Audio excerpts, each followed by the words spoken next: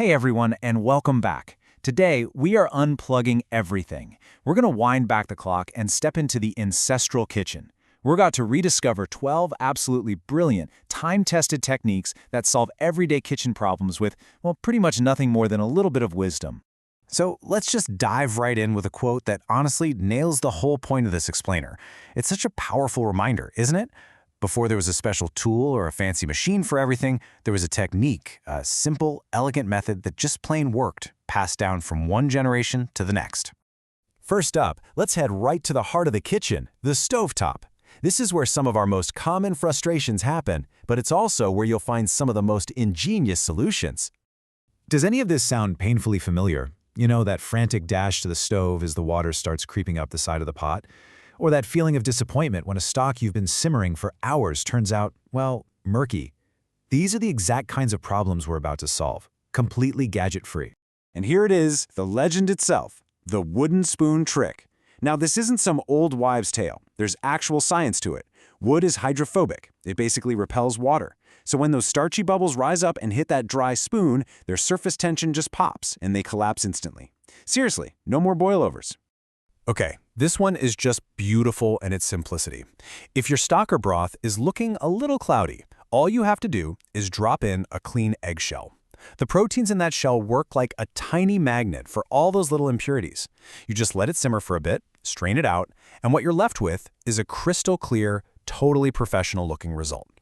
For all you coffee lovers out there, listen up, because this is a real game changer. Just a tiny pinch of salt mixed in with your coffee grounds before you brew actually neutralizes some of that harsh bitterness. See, cream and sugar, they just mask the flavor, right? The salt actually makes the coffee itself fundamentally smoother. It's incredible. This is just pure kitchen ingenuity. You don't have a double boiler? No problem at all. Just place a heat-proof plate upside down in a pot of simmering water.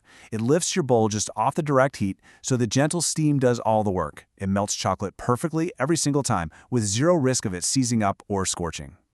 All right, next up, the prep and pastry touch. These techniques are all about those little details, the ones that make a huge difference in how things turn out. Two classic kitchen struggles.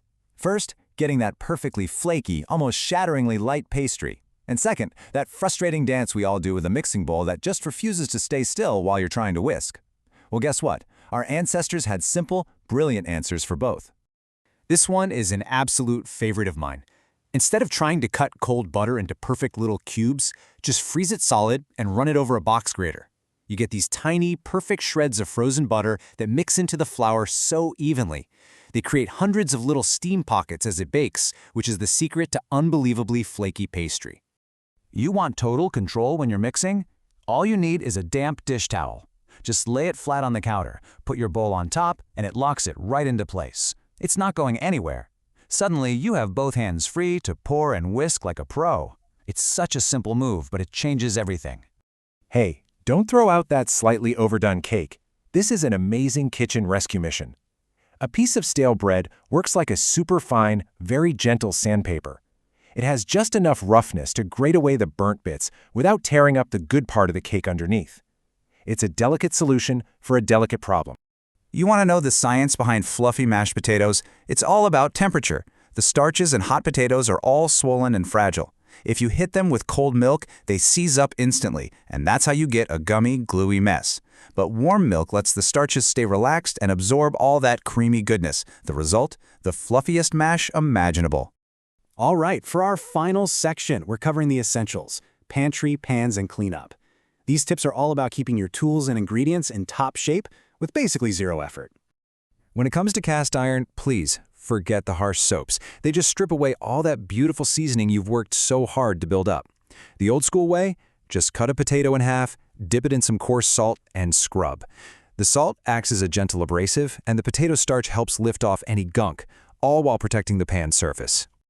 Oh, we've all been there. You try to wipe up a grease spill, and you just end up with a bigger, smeared, shiny mess.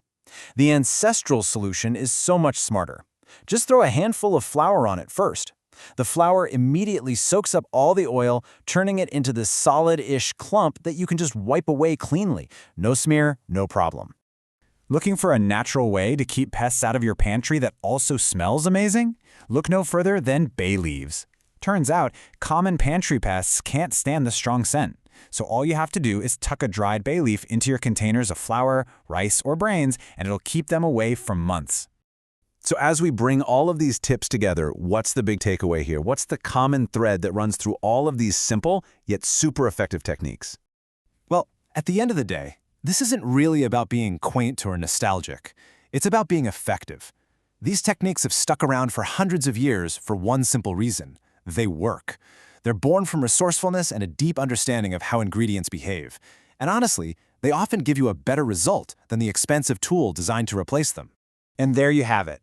12 incredible, practical lessons from a time when knowledge, not a gadget, was the most important tool you could have in your kitchen. Each one is really a testament to the power of technique over technology. And that's the thought I'd really like to leave you with. This whole idea goes way beyond the kitchen, doesn't it? It makes you stop and look around and just wonder, what other valuable, practical skills have we maybe set aside in our endless search for the next convenient thing? If you enjoyed this little trip into the Ancestral kitchen, please do me a favor and hit that like button. And be sure to subscribe for more explainers just like this. And I would genuinely love to hear from you. What are the indispensable gadget-free tricks that were passed down in your family? Share that wisdom in the comments below. Thanks so much for watching.